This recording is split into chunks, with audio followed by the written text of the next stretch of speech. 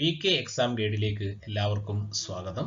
10th level preliminary പരീക്ഷയ്ക്കുള്ള സിലബസിലെ physical science ഭാഗത്തു നിന്നുള്ള ടോപ്പിക്കുകളാണ് നമ്മളിപ്പോൾ ഡിസ്കസ് ചെയ്തുകൊണ്ടിരിക്കുന്നത്. നമ്മൾ ഓൾറെഡി ഇതിൻ്റെ അകത്ത് ആറ്റവും ആറ്റത്തിൻ്റെ ഘടനയും ഡിസ്കസ് ചെയ്തിട്ടുണ്ട്. അതുപോലെ ഹൈഡ്രജനും ഓക്സിജനും നമ്മൾ ഡിസ്കസ് ചെയ്തിട്ടുണ്ട്. ദ്രവ്യവും പിണ്ഡവും നമ്മൾ ഡിസ്കസ് ചെയ്തു. പ്രവൃത്തിയും ഊർജവും ഡിസ്കസ് ചെയ്തു. ഊർജവും അതിൻ്റെ പരിവർത്തനവും ഡിസ്കസ് ചെയ്തിട്ടുണ്ട്. താപവും ഊഷ്മാവും നമ്മൾ ഡിസ്കസ് ചെയ്തു. ഇന്ന് നമ്മൾ ഡിസ്കസ് ചെയ്യുന്ന ടോപ്പിക്ക് 11ാമത്തെ ചാപ്റ്ററായ ശബ്ദവും പ്രകാശവുമാണ്. ഇതൊരു ലെങ്തി ടോപ്പിക് ആയതുകൊണ്ട് നമ്മൾ ഇന്ന് ശബ്ദം മാത്രമാണ് നമ്മൾ ഡിസ്കസ് ചെയ്യുന്നത്.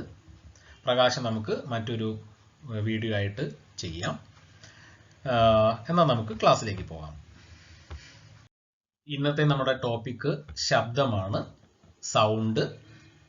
സാധാരണ നമ്മൾ ചെയ്യാറുള്ളത് പോലെ ശബ്ദത്തെക്കുറിച്ച് മാക്സിമം പോയിന്റുകൾ നമ്മളിതിൽ ഉൾക്കൊള്ളിച്ചിട്ടുണ്ട്.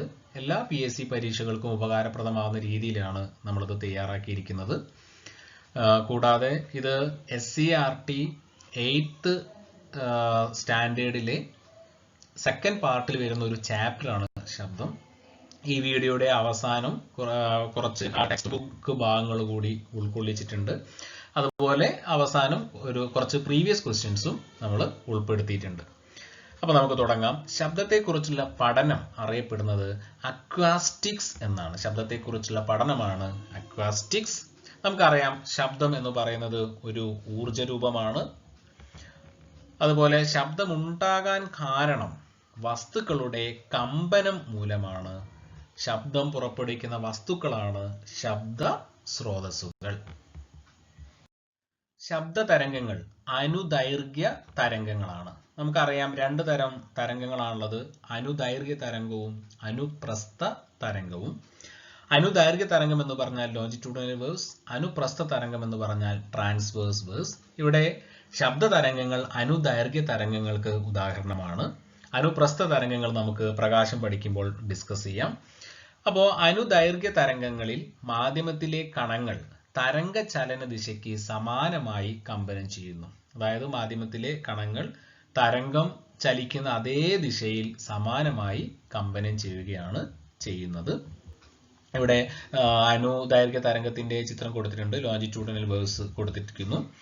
ഇവിടെ അനുദൈർഘ്യ തരംഗത്തിൽ മർദ്ദം കൂടിയ മേഖലകൾ ഉണ്ടാവുന്നുണ്ട്, അതുപോലെ മർദ്ദം കുറഞ്ഞ മേഖലകളും സൃഷ്ടിക്കപ്പെടുന്നു. മർദ്ദം കൂടിയ മേഖലകളെ നമ്മൾ പറയുന്നത് കംപ്രഷൻ എന്നാണ് പറയുക. മർദ്ദം കുറഞ്ഞ മേഖലകളെ പറയുന്ന പേര് റെയർഫാക്ഷൻ എന്നും പറയും.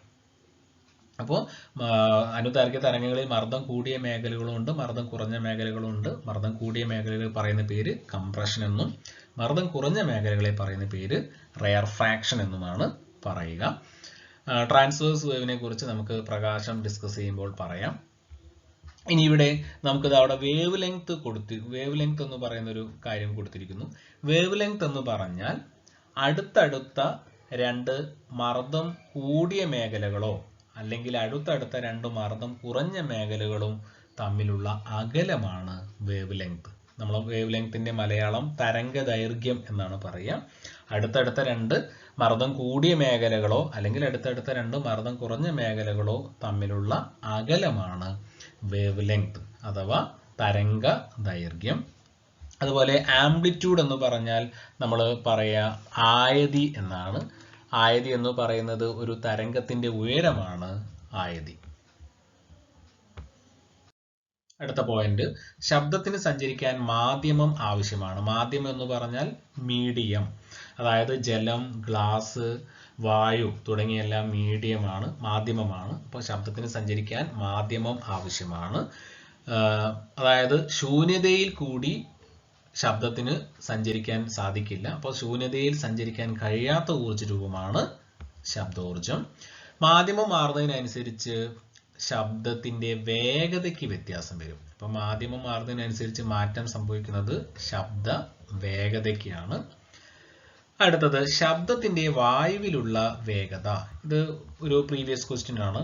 ശബ്ദത്തിന്റെ വായുവിലുള്ള വേഗത 340 മീറ്റർ/സെക്കൻഡ് ആണ്. ശബ്ദത്തിന്റെ വായുവിലുള്ള വേഗത 340 മീറ്റർ/സെക്കൻഡ്. വായുവിലൂടെയുള്ള ശബ്ദവേഗതയെ സ്വാധീനിക്കുന്ന ഘടകങ്ങൾ: ഒന്ന് ആർദ്രത, ആർദ്രത എന്ന് പറഞ്ഞാൽ ഹ്യൂമിഡിറ്റി എന്നാണ്, സാന്ദ്രത ഡെൻസിറ്റി, താപനില ടെമ്പറേച്ചർ, കാറ്റ്, ഇവയൊക്കെയാണ് വായുവിലൂടെയുള്ള ശബ്ദവേഗതയെ സ്വാധീനിക്കുന്ന ഘടകങ്ങൾ. ശബ്ദം ഏറ്റവും വേഗത്തിൽ സഞ്ചരിക്കുന്ന മാധ്യമം ഓർത്തു വെക്കണം, വളരെ പ്രധാനപ്പെട്ടതാണ്. ശബ്ദം ഏറ്റവും വേഗതയിൽ സഞ്ചരിക്കുന്ന മാധ്യമം ഖരമാണ്. ശബ്ദത്തിന്റെ വേഗത ഏറ്റവും കുറഞ്ഞ മാധ്യമം വാതകമാണ്. അപ്പോൾ വ്യത്യസ്ത മാധ്യമങ്ങളിലൂടെയുള്ള ശബ്ദത്തിന്റെ വേഗത നമുക്ക് ഇങ്ങനെ പറയാം: വാതകത്തിനാണ് ശബ്ദത്തിന്റെ വേഗത ഏറ്റവും കുറവ്, അത് കഴിഞ്ഞാൽ ദ്രാവകമാണ്, ഏറ്റവും കൂടുതൽ ഖരത്തിനാണ്. വാതകത്തിന് ഏറ്റവും കുറവ്, അത് കഴിഞ്ഞാൽ ദ്രാവകം, അത് കഴിഞ്ഞാൽ ഖരം. ഇവിടെ ഒരു പ്രാവശ്യം പ്രീവിയസ് ക്വസ്റ്റ്യൻ ചോദിച്ചിരിക്കുന്നത് എങ്ങനെയാണ്: വായു, ജലം, ഇരുമ്പ് എന്നിവയെ ശബ്ദത്തിന്റെ വേഗത കൂടുന്ന രീതിയിൽ എഴുതാനാണ് പറഞ്ഞത്. അപ്പൊ ഏറ്റവും കുറവ് നമുക്കറിയാം, ഏറ്റവും കുറവ് വാതകത്തിലാണ്. അപ്പൊ നമ്മൾ ആദ്യം വായുവിനെ എഴുതാം. അത് ഏറ്റവും കൂടുതൽ ഖരത്തിനാണ്. അപ്പൊ നമുക്ക് ഇരുമ്പ് എഴുതാം. അപ്പൊ ജലം അതിനിടയിൽ. അപ്പോൾ വായുവിനാണ് ഏറ്റവും കുറവ്, അത് കഴിഞ്ഞിട്ട് ജലം, അത് കഴിഞ്ഞിട്ട് ഇരുമ്പിനാണ് ഏറ്റവും കൂടുതൽ. ഇനി ഇവിടെ ഒരു ടേബിൾ കൊടുത്തിരിക്കുന്നു. ഈ ടേബിൾ പ്രകാരം വിവിധ മാധ്യമങ്ങളിലൂടെയുള്ള ശബ്ദത്തിന്റെ വേഗതയാണ് ഈ ടേബിളിൽ കൊടുത്തിരിക്കുന്നത്. വിവിധ മാധ്യമങ്ങളിലൂടെയുള്ള ശബ്ദത്തിന്റെ വേഗത. ഇതിൽ നമുക്ക് നോക്കിയാൽ മനസ്സിലാവും, അലൂമിനിയത്തിനാണ് ഏറ്റവും കൂടുതൽ, 6420 ആണ് അലൂമിനിയത്തിന്. രണ്ടാമതായി വരുന്നത് ഉരുക്കാണ്. ഉരുക്ക് എന്ന് പറഞ്ഞാൽ സ്റ്റീല്, 5960 ആണ് ഇതിൽ കൊടുത്തിരിക്കുന്നത്. ഈ വാല്യൂ ഒക്കെ ബുക്കുകൾക്കനുസരിച്ച് മാറാം. നമുക്ക് തന്നിരിക്കുന്ന ഇപ്പോൾ ശബ്ദത്തിന്റെ വേഗത ഏറ്റവും കൂടിയ മാധ്യമം എന്ന് തന്നിട്ട് അലൂമിനിയം ഉണ്ടെങ്കിൽ അതിനുത്തരം അലൂമിനിയം ആയിരിക്കും. എന്നാൽ തന്നിരിക്കുന്ന ഓപ്ഷനിൽ സ്റ്റീൽ ആണുള്ളതെങ്കിൽ നമ്മൾ എഴുതേണ്ടത് സ്റ്റീലാണ്. ശബ്ദത്തിന്റെ 3 സവിശേഷതകളാണ് ഇനി നമ്മൾ പറയാൻ പോകുന്നത്. 3 സവിശേഷതകൾ: ഒന്ന് ഉച്ചത, അടുത്തത് സ്ഥായി, അടുത്തത് ഗുണം. അപ്പോൾ നമുക്ക് ഓരോന്നും എന്താണെന്ന് നോക്കാം. ഇപ്പോൾ ഒന്നാമത്തത് ഉച്ചത. ഇംഗ്ലീഷിൽ നമ്മൾ പറയുന്ന പേര് ലൗഡ്നെസ് എന്ന് പറയും. അപ്പോൾ ശബ്ദം ഒരാളിൽ ഉണ്ടാക്കുന്ന കേൾവി അനുഭവത്തിന്റെ അളവാണ് ഉച്ചത അല്ലെങ്കിൽ ലൗഡ്നെസ്. ഈ ഉച്ചത കമ്പന ആയതിയെയും, ആയതി എന്ന് പറഞ്ഞാൽ ആംപ്ലിറ്റ്യൂഡ്, ചെവിയുടെ ഗ്രാഹ്യതയെയും ആശ്രയിച്ചിരിക്കുന്നു. ഉച്ചതയുടെ യൂണിറ്റ് ആണ് ഡെസിബൽ. dB എന്നാണ് നമ്മളിതിനെ പറയുക. ഡെസിബൽ മീറ്റർ എന്ന ഉപകരണം കൊണ്ട് നമുക്കിതിനെ അളക്കാം. അപ്പോൾ ഡെസിബൽ നമ്മൾ വളരെ ഇമ്പോർട്ടൻ്റ് ആയിട്ടുള്ള ഒരു യൂണിറ്റ് ആണ് ഡെസിബൽ. ഉച്ചതയുടെ യൂണിറ്റ് ആണ്. ശബ്ദ മലിനീകരണം അളക്കാൻ ഉപയോഗിക്കുന്ന യൂണിറ്റ് ആണ് ഡെസിബൽ. ഇനി ശബ്ദത്തിന്റെ യൂണിറ്റ് ചോദിച്ചു കഴിഞ്ഞാലും നമുക്ക് വേണമെങ്കിൽ ഡെസിബൽ പറയാം. അങ്ങനെയും PSC മുമ്പ് ചോദിച്ചിട്ടുണ്ട്, ശബ്ദത്തിന്റെ യൂണിറ്റ് അങ്ങനെയും ചോദിച്ചിട്ടുണ്ട്. അപ്പോൾ ഡെസിബൽ ഓർത്ത് വെക്കുക. ഉച്ചതയുടെ യൂണിറ്റ് ആണ് ഡെസിബൽ. ഇനി ഇവിടെ ഒരു ടേബിൾ കൊടുത്തിരിക്കുന്നു. ഇപ്പോൾ അനുവദിക്കപ്പെട്ടിരിക്കുന്ന ശബ്ദ പരിധി. ഇപ്പോൾ നിശബ്ദ മേഖലയിലാണെങ്കിൽ പകല് 50 dB ആണ് നമ്മൾ ഉപയോഗിക്കുക, 50 dB പാടുള്ളൂ. അതുപോലെ രാത്രിയാണെങ്കിൽ 40 dB. അപ്പോൾ ഇങ്ങനെ ഒരു ടേബിൾ ഇവിടെ കൊടുത്തിരിക്കുന്നുണ്ട്. ഇതിൽ ആശുപത്രിയുടെ നമ്മളൊന്ന് ഓർത്ത് വെക്കുക, 40 dB ആണ് അനുവദിക്കപ്പെട്ടിരിക്കുന്ന ശബ്ദ പരിധി. ഇനി അടുത്തത് നമുക്ക് സ്ഥായി എന്താണെന്ന് നോക്കാം. സ്ഥായി അല്ലെങ്കിൽ ശ്രുതി എന്നും പറയും. സ്ഥായിയുടെ മറ്റൊരു പേരാണ് ശ്രുതി. കേൾക്കുന്ന ശബ്ദത്തിന്റെ കൂർമ്മതയെ നമുക്ക് എന്ത് പറയാം? സ്ഥായി എന്ന് പറയാം. പിച്ച് എന്നാണ് ഇംഗ്ലീഷിൽ പറയാം. അപ്പോൾ ഈ സ്ഥായി ആവൃത്തിയെ ആശ്രയിച്ചിരിക്കും. സ്ഥായി ആവൃത്തിയെ ആശ്രയിച്ചിരിക്കുന്നു. ഇനി മറ്റൊരു ഗുണമാണ്, മറ്റൊരു സവിശേഷതയാണ് ഗുണം അഥവാ ക്വാളിറ്റി. അപ്പൊ രണ്ട് വ്യക്തികൾ തമ്മിലോ രണ്ട് സംഗീത ഉപകരണങ്ങൾ തമ്മിലുള്ള ശബ്ദം തിരിച്ചറിയാൻ നമ്മെ സഹായിക്കുന്ന ശബ്ദത്തിന്റെ സവിശേഷതയാണ് ഗുണം അഥവാ ക്വാളിറ്റി. ഇവിടെ 8ാം ക്ലാസ്സിലെ ടെക്സ്റ്റ് ബുക്കിന്റെ കുറച്ചു ഭാഗങ്ങൾ അതുപോലെ തന്നെ കൊടുത്തിരിക്കുകയാണ്. ഇവിടെ കൊടുത്തിരിക്കുന്നത് ഇത് ഏകദേശ ശബ്ദത്തിന്റെ ഏകദേശ ഉച്ചത dBയിലാണ് കൊടുത്തിരിക്കുന്നത്. ഇവിടെ നിന്ന് നമ്മളോട് മുൻപേ എക്സാമിന് ചോദിച്ചിരിക്കുന്ന ഒരു പോയിന്റ് ഉള്ളത്, ചെവിക്ക് വേദനയുണ്ടാക്കുന്ന ശബ്ദം എത്ര dBയിൽ കൂടുതലാണ്? അപ്പൊ നമ്മളൊന്ന് ഓർത്തു വെക്കണം, 120 dBയിൽ കൂടുതലാണ് ചെവിക്ക് വേദന ഉണ്ടാക്കുന്ന ശബ്ദം.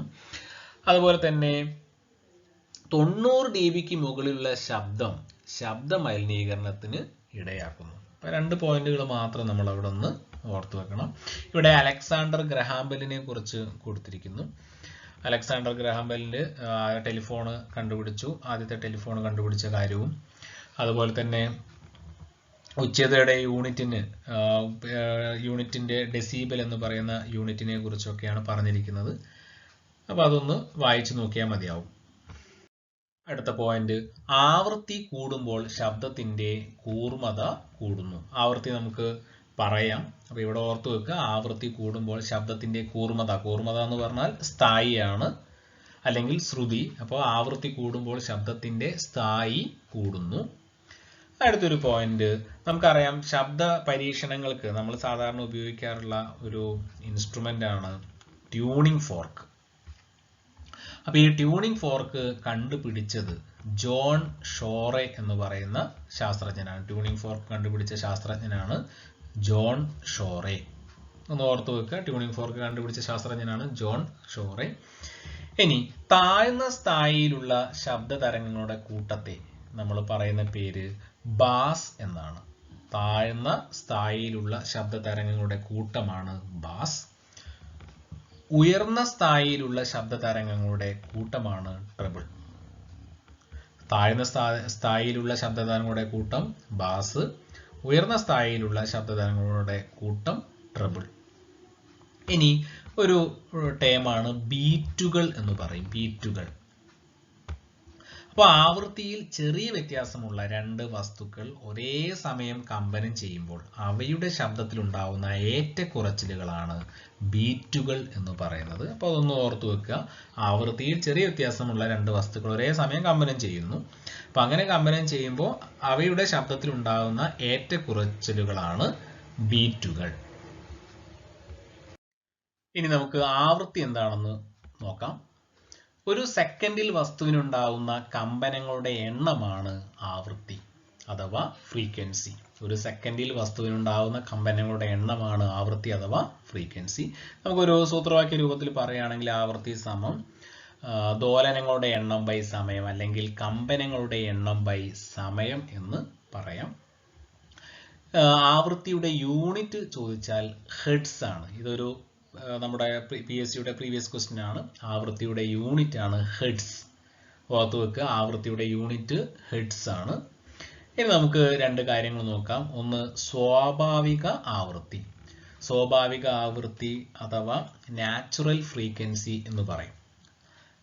കമ്പനം ചെയ്യുന്ന ഓരോ വസ്തുവിനും അതിൻ്റെതായ ഒരു ആവൃത്തി ഉണ്ട്. ഇതാണ് ആ വസ്തുവിന്റെ സ്വാഭാവിക ആവൃത്തി അഥവാ നാച്ചുറൽ ഫ്രീക്വൻസി. ഇനി ഈ നാച്ചുറൽ ഫ്രീക്വൻസിയെ, സ്വാഭാവിക ആവൃത്തിയെ സ്വാധീനിക്കുന്ന ഘടകങ്ങളാണ് വസ്തുവിന്റെ നീളം, കനം, വലിവ്, ബലം, സ്വഭാവം എന്നിവ. അടുത്തൊരു ടേമാണ് പ്രണോദിത കമ്പനം അഥവാ ഫോഴ്സ്ഡ് വൈബ്രേഷൻ. പ്രണോദിത കമ്പനം അഥവാ ഫോഴ്സ്ഡ് വൈബ്രേഷൻ. കമ്പനം ചെയ്യുന്ന ഒരു വസ്തുവിന്റെ പ്രേരണ മൂലം പ്രേരണം ചെലുത്തുന്ന വസ്തുവിന്റെ അതേ ആവൃത്തിയിൽ മറ്റൊരു വസ്തു കമ്പനം ചെയ്യുന്നതാണ് ഫോഴ്സ്ഡ് വൈബ്രേഷൻ. ഇപ്പോൾ നമുക്കൊരു ഉദാഹരണം നോക്കാം. ഒരു ട്യൂണിംഗ് ഫോർക്ക്. ആ ട്യൂണിംഗ് ഫോർക്കിനെ നമ്മൾ കമ്പനം ചെയ്യിപ്പിച്ചിട്ട് നമ്മളൊരു ഡെസ്കിന്റെ മുകളിൽ വെക്കുന്നു. അപ്പോൾ ട്യൂണിംഗ് ഫോർക്കിന് നമുക്കറിയാം സ്വാഭാവിക ആവൃത്തിയുണ്ട്. ആ ആവൃത്തി മൂലം ഡെസ്ക് എന്ത് ചെയ്യുന്നു? കമ്പനം ചെയ്യുന്നു. അപ്പോൾ ആ കമ്പനത്തിന് നമ്മൾ പറയുന്ന പേരാണ്, അതായത് ഇതിന്റെ രണ്ടിന്റെയും ആവൃത്തി തുല്യമായിരിക്കും. ഇതിനെ പറയുന്ന പേരാണ് പ്രണോദിത കമ്പനം. മനുഷ്യരിൽ ശബ്ദം പുറപ്പെടുവിക്കുന്ന തൊണ്ടയിലെ ഭാഗമാണ് ലാരിങ്സ്. മനുഷ്യരിൽ ശബ്ദം പുറപ്പെടുവിക്കുന്ന തൊണ്ടയിലെ ഭാഗമാണ് ലാരിങ്സ്. മനുഷ്യന്റെ ശ്രവണ പരിധി PSCയുടെ ക്വസ്റ്റ്യൻ ആണ്. മനുഷ്യന്റെ ശ്രവണ പരിധി 20 ഹെർട്സ് മുതൽ 20,000 ഹെർട്സ് വരെ, അല്ലെങ്കിൽ 20 ഹെർട്സ് മുതൽ 20 കിലോ ഹെർട്സ് വരെ. മനുഷ്യന്റെ ശ്രവണ പരിധി 20 ഹെർട്സ് മുതൽ 20,000 ഹെർട്സ്, അല്ലെങ്കിൽ 20 ഹെർട്സ് മുതൽ 20 കിലോ ഹെർട്സ് വരെ. മനുഷ്യന്റെ ശ്രവണ പരിധിയിലും ഉയർന്ന ശബ്ദം അൾട്രാസോണിക് ശബ്ദമാണ്. മനുഷ്യന്റെ ശ്രവണ പരിധിയിലും ഉയർന്ന ശബ്ദം, അതായത് 20 കിലോ ഹെർട്സിന് മുകളിലുള്ള ശബ്ദമാണ് അൾട്രാസോണിക് ശബ്ദം. മനുഷ്യന്റെ ശ്രവണ പരിധിയിലും താഴ്ന്ന ശബ്ദമാണ് ഇൻഫ്രാസോണിക് ശബ്ദം, അതായത് 20 ഹെർട്സിന് താഴെയുള്ള ശബ്ദമാണ് ഇൻഫ്രാസോണിക് ശബ്ദം. ഇനി നമുക്ക് അൾട്രാസോണിക് ശബ്ദത്തിന്റെ കുറച്ച് ഉപയോഗങ്ങൾ നോക്കാം. ആന്തരിക അവയവങ്ങളുടെ സ്കാനിങ്ങിന് ഉപയോഗിക്കുന്ന തരംഗമാണ് അൾട്രാസോണിക് തരംഗം. മൂത്രാശയ കല്ല് പൊടിച്ച് നീക്കം ചെയ്യുന്നതിന് അൾട്രാസോണിക് തരംഗങ്ങൾ ഉപയോഗിക്കുന്നുണ്ട്. ആന, തിമിംഗലം, ജിറാഫ് എന്നിവ പുറപ്പെടുവിക്കുന്ന ശബ്ദ തരംഗങ്ങളാണ് ഇൻഫ്രാസോണിക് ശബ്ദ തരംഗങ്ങൾ. ഭൂകമ്പം, അഗ്നിപർവ്വത സ്ഫോടനം എന്നിവ ഉണ്ടാകുമ്പോൾ പുറപ്പെടുവിക്കുന്ന ശബ്ദ തരംഗങ്ങളാണ് ഇൻഫ്രാസോണിക് ശബ്ദ തരംഗങ്ങൾ. ഇനി ശബ്ദത്തിന്റെ കുറഞ്ഞ വേഗതയെ സൂചിപ്പിക്കുന്നത് സബ്സോണിക് എന്നാണ്. ശബ്ദത്തിന്റെ കുറഞ്ഞ വേഗതയെ സൂചിപ്പിക്കുന്നത് സബ്സോണിക് എന്നാണ്. ശബ്ദത്തെക്കാൾ 2 ഇരട്ടി വേഗതയെ സൂചിപ്പിക്കുന്നത് സൂപ്പർസോണിക് എന്നാണ്. സൂപ്പർസോണിക്. ശബ്ദത്തെക്കാൾ 5 ഇരട്ടി വേഗതയെ സൂചിപ്പിക്കുന്നത് ഹൈപ്പർസോണിക് എന്നുമാണ്. ഇനി മനുഷ്യന് കേൾക്കാൻ സാധിക്കാത്ത വിധത്തിലുള്ള ഉയർന്ന ആവൃത്തിയിലുള്ള ശബ്ദം പുറപ്പെടുവിക്കുന്ന വിസിൽ, ആ വിസിലിനെ പറയുന്ന പേര് ഗാൾട്ടൻ വിസിൽ എന്നാണ്. അപ്പോൾ ഓർത്തു വെക്കണം, ഗാൾട്ടൻ വിസിൽ. മനുഷ്യന് കേൾക്കാൻ സാധിക്കാത്ത വിധത്തിലുള്ള ഉയർന്ന ആവൃത്തിയിലുള്ള ശബ്ദം പുറപ്പെടുവിക്കുന്ന വിസിലാണ് ഗാൾട്ടൻ വിസിൽ. നായ്ക്കളുടെ ട്രെയിനിങ്ങിനായിട്ട് ഉപയോഗിക്കുന്ന വിസിലാണ് ഗാൾട്ടൻ വിസിൽ. ഇവിടെ ഏകദേശ ആവൃത്തി വെച്ചിട്ടുള്ള കുറച്ച് ശ്രവണ പരിധിയുടെ റേഞ്ച് കൊടുത്തിരിക്കുകയാണ്. അതായത് റേഞ്ച് ഓഫ് ഓഡിയബിലിറ്റി കൊടുത്തിട്ടുണ്ട്. അപ്പോൾ നായയുടെ ആണെങ്കിൽ 67 ഹെർട്സ് മുതൽ 45,000 ഹെർട്സ് വരെ, അങ്ങനെ കുറച്ച് റേഞ്ച് ഓഫ് ഓഡിയബിലിറ്റി കൊടുത്തിട്ടുണ്ട്. നാം കേൾക്കുന്ന ശബ്ദം ചെവിയിൽ തന്നെ തങ്ങി നിൽക്കുന്ന പ്രതിഭാസമാണ് ശ്രവണ സ്ഥിരത.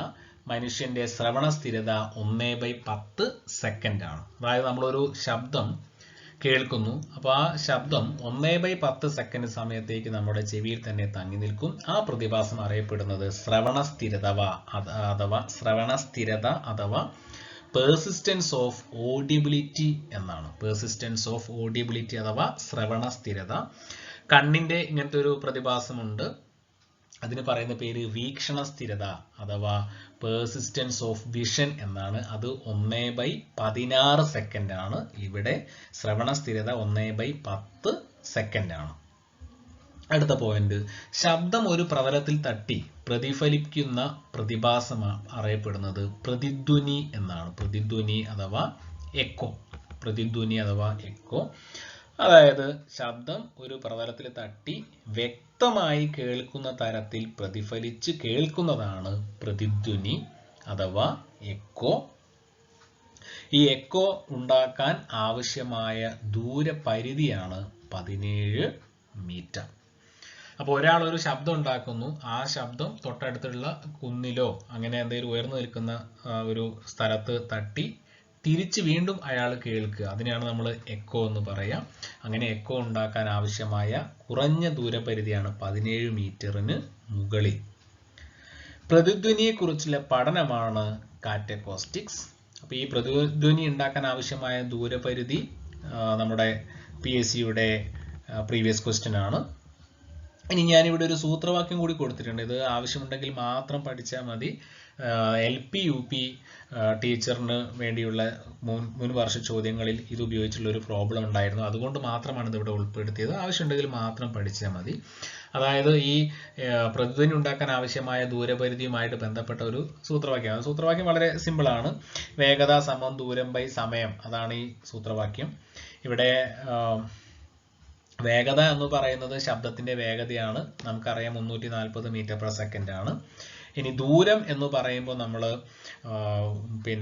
വസ്തുവിൽ നിന്ന് ഈ പ്രതിഫലിക്കുന്ന കുന്നിന് കുന്നാണെങ്കിൽ അവിടേക്കുള്ള ദൂരം, പിന്നെ അവിടുന്ന് തിരിച്ചുള്ള ദൂരം.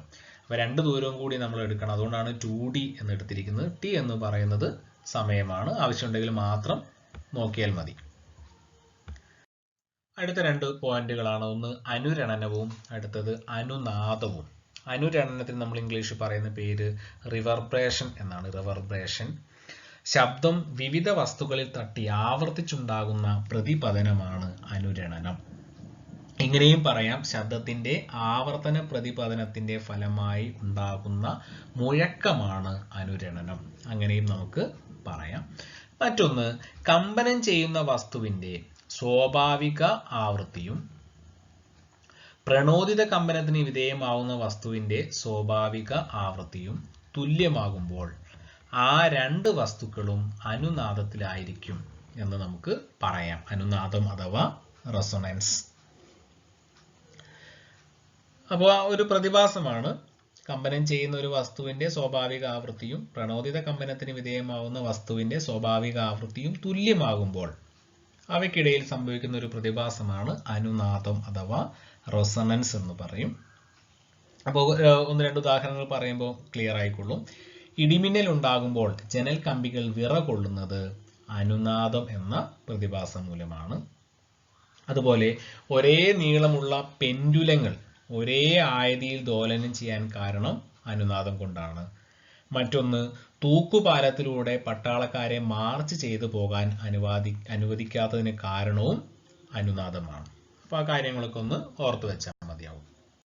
അടുത്തൊരു പോയിന്റ്, ശബ്ദത്തെക്കാൾ വേഗത്തിലോ ശബ്ദവേഗത്തിലോ സഞ്ചരിക്കുന്ന വസ്തുവിൽ ആഘാത തരംഗം മൂലമുണ്ടാകുന്ന ശക്തിയേറിയ ഉയർന്ന ശബ്ദത്തിന് പറയുന്ന പേരാണ് സോണിക് ബൂം.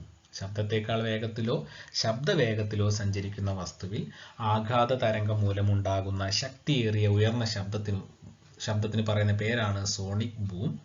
ഇപ്പോൾ ചാട്ടവാർ വായുവിൽ ചുഴറ്റിയാൽ ഉണ്ടാകുന്ന പൊട്ടൽ ശബ്ദം, അതിന് കാരണം സോണിക് ബൂമാണ്. Sonic boom. അതുപോലെ അടുത്തൊരു പോയിന്റ് ആണ് acoustics of buildings. Acoustics of buildings. ഇപ്പോൾ ഒരു ഹാൾ നിർമ്മിക്കുമ്പോൾ വ്യക്തമായ ശബ്ദം ശ്രവിക്കത്തക്ക വിധത്തിൽ അതിനെ രൂപപ്പെടുത്താൻ ശ്രദ്ധിക്കേണ്ട കാര്യങ്ങളെക്കുറിച്ച് പ്രതിപാദിക്കുന്ന ശാസ്ത്ര ശാഖയാണ് അക്വസ്റ്റിക്സ് ഓഫ് ബിൽഡിങ്സ്. ഒരു ഇമ്പോർട്ടൻ്റ് ആയിട്ടുള്ള ഒരു ടോപ്പിക്കാണ് Doppler effect. Hans Christian Doppler എന്ന് പറയുന്ന ശാസ്ത്രജ്ഞനാണ്, ക്രിസ്റ്റ്യൻ ഡോപ്ലർ എന്ന് പറഞ്ഞ ശാസ്ത്രജ്ഞനാണ് ഡോപ്ലർ ഇഫക്റ്റ് ആദ്യമായിട്ട് വിശദീകരിച്ചത്. ഇനി എന്താണ് ഇതെന്ന് നമുക്ക് നോക്കാം. ഇപ്പോൾ ശബ്ദ സ്രോതസ്സിൻ്റെയോ ശബ്ദ സ്വീകരണിയുടെയോ അല്ലെങ്കിൽ രണ്ടിൻ്റെയുമോ ആപേക്ഷിക ചലനം മൂലം ശ്രോതാവ് ശ്രവിക്കുന്ന ശബ്ദത്തിൻ്റെ ആവൃത്തിയിൽ മാറ്റമുണ്ടാകുന്ന പ്രതിഭാസമാണ് ഡോപ്ലർ ഇഫക്റ്റ്. ശബ്ദ സ്രോതസ് എന്ന് പറയുന്നത് ശബ്ദം പുറപ്പെടുവിക്കുന്ന ഒരു വസ്തു, ശബ്ദ സ്വീകരണി എന്ന് പറയുന്നത് ഒരു കേൾവിക്കാരൻ. അപ്പോൾ ഇതിൽ ആരെങ്കിലും ഒരാൾ എന്ത് ചെയ്യുന്നു? ചലിക്കുന്നു, അല്ലെങ്കിൽ രണ്ടും ചലിക്കുന്നു. അപ്പോൾ ആ ചലനം മൂലം ശബ്ദത്തിന്റെ ഫ്രീക്വൻസിയിൽ ആവൃത്തിയിൽ മാറ്റമുണ്ടാകുന്ന പ്രതിഭാസമാണ് ഡോപ്ലർ ഇഫക്റ്റ്. അപ്പോൾ ഇതിന്റെ ഉപയോഗം അന്തർവാഹിനി, അതുപോലെ വിമാനം എന്നിവയുടെ വേഗത മനസ്സിലാക്കുന്നത് ശബ്ദത്തിന്റെ ഡോപ്ലർ ഇഫക്റ്റ് എന്ന പ്രതിഭാസം ഉപയോഗിച്ചാണ്.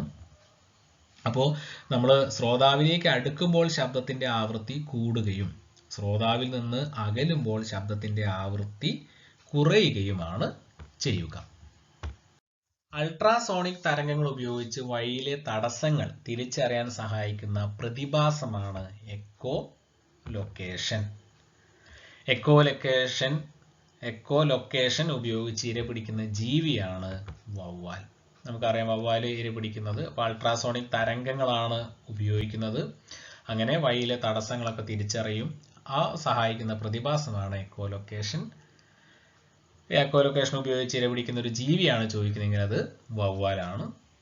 അടുത്ത പോയിന്റ്, വിമാനങ്ങളുടെയും മിസൈലുകളുടെയും വേഗത രേഖപ്പെടുത്താൻ ഉപയോഗിക്കുന്ന യൂണിറ്റ് ആണ് മാക് നമ്പർ. അപ്പോൾ ഒരു വസ്തുവിന് ഒരു മാധ്യമത്തിലുള്ള സഞ്ചാര വേഗതയും അതേ മാധ്യമത്തിൽ ശബ്ദത്തിന്റെ വേഗതയും തമ്മിലുള്ള അനുപാതമാണ് മാക് നമ്പർ എന്ന് പറയുന്നത്. അപ്പോൾ മാക് നമ്പർ ഉപയോഗിച്ചാണ് നമ്മൾ വിമാനങ്ങളുടെയും മിസൈലുകളുടെയും ഒക്കെ വേഗത രേഖപ്പെടുത്തുന്നത്. ഒരു മാക് നമ്പർ എന്ന് പറഞ്ഞാൽ ശബ്ദത്തിന്റെ വേഗതയ്ക്ക് തുല്യമാണ്. അതായത് 340 മീറ്റർ പെർ സെക്കൻഡ് ആണ് ഒരു മാക് നമ്പർ. ഇനി നമുക്ക് കുറച്ച് ശബ്ദവുമായിട്ട് ബന്ധപ്പെട്ടുള്ള കുറച്ച് ഉപകരണങ്ങൾ നോക്കാം. ജലത്തിനടിയിലെ ശബ്ദം കേൾക്കുന്നതിനായി ഉപയോഗിക്കുന്ന ഉപകരണമാണ് ഹൈഡ്രോഫോൺ. ജലത്തിനടിയിലെ ശബ്ദം കേൾക്കുന്നതിനായി ഉപയോഗിക്കുന്ന ഉപകരണമാണ് ഹൈഡ്രോഫോൺ. ശബ്ദത്തിന്റെ ഗ്രാഫിക് ചിത്രീകരണത്തിന് ഉപയോഗിക്കുന്ന ഉപകരണമാണ് ഓസിലോസ്കോപ്പ്. ശബ്ദ പരീക്ഷണം നടത്തുന്നതിന് പരീക്ഷണശാലയിൽ ഉപയോഗിക്കുന്ന ഉപകരണമാണ് സോണോമീറ്റർ. ശബ്ദ തരംഗങ്ങളെ വൈദ്യുത സ്പന്ദനങ്ങളാക്കി മാറ്റുന്ന ഉപകരണമാണ് മൈക്രോഫോൺ. അത് നമുക്കറിയാം. വൈദ്യുത സ്പന്ദനങ്ങളെ ശബ്ദോർജ്ജമാക്കി മാറ്റുന്ന ഉപകരണമാണ് ലൗഡ് സ്പീക്കർ. ശബ്ദത്തിന്റെ പ്രതിപതനം ഉപയോഗിച്ചുള്ള ഉപകരണങ്ങളാണ് മെഗാഫോൺ, അതുപോലെ തന്നെ സ്റ്റെതസ്കോപ്പ്. അതുപോലെ ജലാശയങ്ങളുടെ ആഴം അളക്കാൻ ഉപയോഗിക്കുന്ന 2 ഉപകരണങ്ങളാണ് എക്കോ സൗണ്ടറും അതുപോലെ ഫാത്തോമീറ്ററും. ജലാശയങ്ങളുടെ ആഴം അളക്കാൻ ഉപയോഗിക്കുന്ന 2 ഉപകരണങ്ങളാണ് എക്കോ സൗണ്ടറും ഫാത്തോമീറ്ററും. കേൾവിക്കുറവുള്ളവർ ശബ്ദം വ്യക്തമായി കേൾക്കാൻ ഉപയോഗിക്കുന്ന ഉപകരണമാണ് ഓഡിയോഫോൺ. റെക്കോർഡ് ചെയ്ത ശബ്ദം പുനഃസംപ്രേഷണം ചെയ്യാൻ ഉപയോഗിക്കുന്ന ഉപകരണമാണ് ഫോണോഗ്രാഫ്. അടുത്തൊരു ടോപ്പിക്കാണ് സോണാർ. ഈ ഭാഗത്ത് നിന്ന് PSC ക്വസ്റ്റ്യൻ ചോദിക്കാറുണ്ട്. ഇപ്പോൾ ശബ്ദം ഉപയോഗിച്ച് ദൂരം അളക്കുന്ന ഉപകരണം എന്ന് ചോദിച്ചാൽ അത് സോണാറാണ്. കടലിന്റെ ആഴം അളക്കുന്നതിന് ഉപയോഗിക്കുന്ന ഉപകരണം ചോദിച്ചാൽ അത് സോണാറാണ്. മത്സ്യക്കൂട്ടങ്ങളുടെ സ്ഥാനം, അതുപോലെ സമുദ്രത്തിന്റെ ആഴം, കടലിന്റെ അടിത്തട്ടിലെ ചിത്രങ്ങൾ, ഇതിനൊക്കെ വേണ്ടി ഉപയോഗിക്കുന്ന ഉപകരണം ചോദിച്ചാലും സോണാറാണ്. സോണാറിന്റെ full form sound navigation and ranging എന്നാണ്. സോണാറിന്റെ ഫുൾ ഫോം ആണ് സൗണ്ട് നാവിഗേഷൻ ആൻഡ് റേഞ്ചിങ്. സോണാറിൽ ഉപയോഗിക്കുന്ന തരംഗങ്ങൾ ചോദിച്ചാൽ അൾട്രാസോണിക് തരംഗങ്ങളാണ്. സോണാറിൽ ഉപയോഗിക്കുന്ന തരംഗങ്ങൾ അൾട്രാസോണിക് തരംഗം. ഇനി സോണാറിൽ പ്രയോജനപ്പെടുത്തിയിരിക്കുന്ന ശബ്ദ സവിശേഷത ചോദിച്ചു കഴിഞ്ഞാൽ എക്കോ ലൊക്കേഷൻ ആണ്. 8ാം ക്ലാസ്സിലെ സെക്കൻഡ് പാർട്ടിലാണ് നമ്മളെ ഈ ശബ്ദം ഉള്ളത്. അപ്പോൾ അതിൽ നിന്നുള്ള ബോക്സിലാക്കി കൊടുത്തിരിക്കുന്ന കുറച്ച് കാര്യങ്ങളാണ് കൊടുത്തിരിക്കുന്നത്. അപ്പോൾ എങ്ങനെയാണ് ചെവിയിൽ ശബ്ദം രൂപപ്പെടുന്നതെന്നാണ് ഇതിൽ കൊടുത്തിരിക്കുന്നത്. അപ്പോൾ ഇമ്പോർട്ടൻ്റ് പോയിന്റുകളൊക്കെ നമ്മൾ വായിച്ചു നോക്കി മനസ്സിലാക്കേണ്ടതാണ്. അതിലിപ്പോൾ കോക്ലിയനെ കുറിച്ച് പറയുന്നുണ്ട്, അതുപോലെ എൻഡോലിംഫ് എന്ന ദ്രാവകത്തെക്കുറിച്ച് പറയുന്നുണ്ട്. നമുക്ക് എങ്ങനെയാണ് ശബ്ദം അനുഭവവേദ്യമാകുന്നത് എന്നാണ് പറയുന്നത്. ഒന്ന് വായിച്ചു നോക്കിയിട്ട് ആവശ്യമുള്ള പോയിന്റുകൾ ഓർത്തു വെച്ചാൽ മതിയാവും. അതുപോലെ ശ്രവണ സഹായിയെ കുറിച്ച് പറയുന്നത്, ഹിയറിംഗ് എയ്ഡ്സിനെ കുറിച്ച് പറയുന്നു. ഇതിലാണ് മൈക്രോഫോണിനെ കുറിച്ച് പറയുന്നുണ്ട്. മൈക്രോഫോൺ ശബ്ദോർജ്ജത്തെ വൈദ്യുത സിഗ്നലാക്കി മാറ്റുന്നു. അതുപോലെ ആംപ്ലിഫയർ വൈദ്യുത സിഗ്നലുകളെ ശക്തിപ്പെടുത്താൻ ഉപയോഗിക്കുന്നു. ലൗഡ് സ്പീക്കർ വൈദ്യുത സിഗ്നലുകളെ ശബ്ദമാക്കി മാറ്റി കർമ്മപടത്തിലെത്തിക്കുന്നു. അപ്പോൾ ഈ കാര്യങ്ങളും കൂടി ഒന്ന് വായിച്ചു നോക്കണം. അതുപോലെ കൊതുകിന്റെ പാട്ട് അതിനെക്കുറിച്ചൊക്കെ പറയുന്നുണ്ട്. അപ്പോൾ ഈ കൊതുകുകളും തേനീച്ചകളും പറക്കുമ്പോൾ ശബ്ദമുണ്ടാകുന്ന അവയുടെ ചിറകുകൾ കമ്പനം ചെയ്യുന്നത് മൂലമാണ്. കൊതുകുകളുടെ ചിറകുകൾ ഏകദേശം 500 ഹെർട്സിലും തേനീച്ചയുടെ ചിറകുകൾ ഏകദേശം 300 ഹെർട്സിലും കമ്പനം ചെയ്യുന്നു. അപ്പോൾ അവയുടെ ചിറകടി ഉണ്ടാക്കുന്ന ശബ്ദമാണ് ഒരു മൂളലായി നമുക്ക് അനുഭവപ്പെടുന്നത്. എന്നാൽ ചീവീടുകൾ ശബ്ദമുണ്ടാക്കുന്ന അവയുടെ ചിറകിലുള്ള പ്രത്യേക അവയവങ്ങൾ തമ്മിൽ ഉരസിയാണ്. ഇവ ഉണ്ടാക്കുന്ന ശബ്ദം വളരെ ഉയർന്ന ആവൃത്തിയിലുള്ളതാണ്. ചീവീടുകളുടെ അഭാവം മൂലമാണത്രേ സൈലന്റ് വാലി, നിശബ്ദ തായ്വര എന്ന് ആ പേര് വന്നത് എന്നുള്ള കാര്യങ്ങളൊക്കെ പറയുന്നുണ്ട്. അപ്പോൾ അതിൽ പ്രധാനപ്പെട്ടത് നമ്മൾ ഒന്ന് നോക്കി വായിച്ച് മനസ്സിലാക്കിയാൽ മതിയാവും. അടുത്തൊരു ടേബിളിൽ കൊടുത്തിരിക്കുന്നത് പുരുഷ ശബ്ദവും സ്ത്രീ ശബ്ദവും എങ്ങനെ വ്യത്യാസപ്പെട്ടിരിക്കുന്നു എന്നുള്ള കാര്യമാണ്. അപ്പോൾ പ്രായപൂർത്തിയാകുന്നതോടെ പുരുഷന്മാരുടെ സ്വനതന്തുവിന്റെ നീളം വർദ്ധിക്കുന്നു, എന്നാൽ സ്ത്രീകളുടെ സ്വനതന്തുവിന് കാര്യമായ മാറ്റം ഉണ്ടാകുന്നില്ല. സ്വനതന്തുവിന് നീളം കൂടുമ്പോൾ ഉണ്ടാകുന്ന ശബ്ദത്തിന്റെ ആവൃത്തി കുറയും. അപ്പോൾ ആവൃത്തിയും കൂർമ്മതയുമായി ബന്ധപ്പെട്ടിരിക്കുന്നതിനാൽ പുരുഷ ശബ്ദത്തിന് പൊതുവെ കൂർമ്മത കുറവായിരിക്കും. അതുപോലെ സംഗീതവും ഒച്ചയും തമ്മിലുള്ള കാര്യം പറയുന്നു. ഇപ്പോൾ ക്രമമായ കമ്പനത്തോടെയുള്ളതും കേൾക്കാൻ ഇമ്പമുള്ളതുമായ ശബ്ദത്തെ നമ്മൾ സംഗീതം എന്നും, ക്രമരഹിതമായ കമ്പനം കൊണ്ടുണ്ടാകുന്നതിനെ നമ്മൾ ഒച്ച എന്നും പറയുന്നു. അപ്പോൾ അങ്ങനെയുള്ള കാര്യങ്ങൾ പറയുന്നു. പിന്നെ സപ്തസ്വരങ്ങളെ കുറിച്ച് പറയുന്നുണ്ട്. അതിന്റെ പട്ടിക കൊടുത്തിരിക്കുന്നു. ഇനി നമുക്ക് ഈ ഭാഗത്തുനിന്ന് ചോദിച്ച കുറച്ച് പ്രീവിയസ് ക്വസ്റ്റ്യൻസ് നോക്കാം. എല്ലാം LD ക്ലർക്കിന് മുൻ വർഷങ്ങളിലൊക്കെ ചോദിച്ചിട്ടുള്ള ചോദ്യങ്ങളാണ്. വായുവിൽ ശബ്ദത്തിന്റെ വേഗത. നമുക്കറിയാം വായുവിൽ ശബ്ദത്തിന്റെ വേഗത option A 340 metre per second ആണ്. വായുവിൽ ശബ്ദത്തിന്റെ വേഗത 340 മീറ്റർ പെർ സെക്കൻഡ്. അടുത്ത ചോദ്യം, വായു, ഇരുമ്പ്, ജലം എന്നീ മാധ്യമങ്ങളെ ശബ്ദത്തിന്റെ പ്രവേഗം കൂടി വരുന്ന ക്രമത്തിൽ എഴുതാനാണ് പറഞ്ഞത്. അപ്പോൾ നമുക്കറിയാം ശബ്ദപ്രവേഗം ഏറ്റവും കൂടുതലുള്ളത് ഖരത്തിലാണ്, ഏറ്റവും കുറവുള്ളത് വായുവിലാണ്, അതിനിടയിലായിരിക്കും ജലം വരേണ്ടത്. അപ്പോൾ ഏറ്റവും കുറവുള്ളത് വായു, അത് കഴിഞ്ഞ് ജലം, പിന്നെ ഇരുമ്പ്. അപ്പോൾ ഓപ്ഷൻ എ വായു, ജലം, ഇരുമ്പ്. അപ്പോൾ വായുവിലാണ് ഏറ്റവും ശബ്ദത്തിന് പ്രവേഗം കുറവ്, അത് കഴിഞ്ഞ് ജലം, ഏറ്റവും കൂടുതൽ ഇരുമ്പിലാണ്, ഖരത്തിലാണ് ഏറ്റവും കൂടുതൽ. അടുത്ത ചോദ്യം, ഏത് പദാർത്ഥത്തിന്റെ അഭാവം മൂലമാണ് ശൂന്യാകാശത്ത് ശബ്ദം കേൾക്കാൻ സാധിക്കാത്തത്? അപ്പോൾ നമുക്കറിയാം ശൂന്യാകാശത്ത് ശബ്ദം കേൾക്കാൻ സാധിക്കാത്തത് അവിടെ വായു ഇല്ലാത്തതിനാലാണ്. അപ്പോൾ ഓപ്ഷൻ സി ആണ് ആൻസർ, വായു. അടുത്തൊരു ചോദ്യം, ശബ്ദത്തിന്റെ ഉച്ചത അളക്കാനുള്ള ഉപകരണം ഏത്? ശബ്ദത്തിന്റെ ഉച്ചത അളക്കാനുള്ള ഉപകരണമാണ് decibel meter. Option B decibel meter. അടുത്ത ചോദ്യം, ശബ്ദത്തിന്റെ യൂണിറ്റ് ഏത്? ശബ്ദത്തിന്റെ യൂണിറ്റ് നമുക്കറിയാം ഡെസിബൽ ആണ്. Option C decibel. നിങ്ങൾക്ക് ശബ്ദത്തെക്കുറിച്ചുള്ള വിവരങ്ങളെല്ലാം ഉപകാരപ്രദമാകും എന്ന് കരുതുന്നു. ഇത് നിങ്ങൾ ആദ്യമായാണ് ഈ വീഡിയോ കാണുന്നതെങ്കിൽ സബ്സ്ക്രൈബ് ചെയ്യാൻ മറക്കരുത്. തുടർന്നും മറ്റൊരു വീഡിയോയുമായിട്ട് നമുക്ക് കാണാം.